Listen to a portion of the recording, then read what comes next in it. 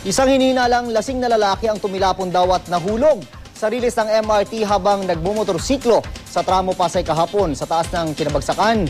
Himalang nakaligtas siya.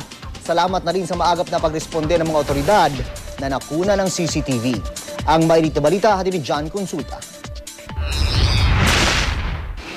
Alas 12:04 ng tanghali kahapon nang mahagip ng CCTV ng MMDA ang pagdaan ng MRT train na ito. Pero wala pang 2 minuto ang lumilipas nang biglang magkagulo ang ilang bystanders sa lugar.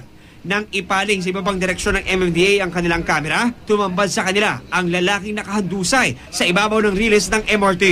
Kinilala ang biktima na si Oscar Gali, 59 na taong gulang at nakatira sa Parañaque. Agad siyang nilapitan ng mga security guard ng MRT. Inakalang patay na si Gali ng mga gwardya pero nabuhayan sila ng loob nang biglang gumalaw ang paa at kamay ng biktima. Maya-maya lang, sumaklolo na rin ang rescue team na may bitbit na stretcher. Matapos mailipas sa stretcher, agad ay inalis ang biktima at dinala sa San Juan de Dios Hospital. Ayon sa MMDA, nakainom ang lalaki na nagmamaneho ng motor nang mawalan ito ng kontrol at tumilapon mula sa flyover sa tramo.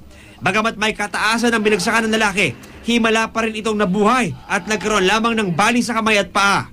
Agad namang itinabi ng MMDA ang motor ng biktima na humambalang sa ibabaw ng flyover. John Consulta, GMA News.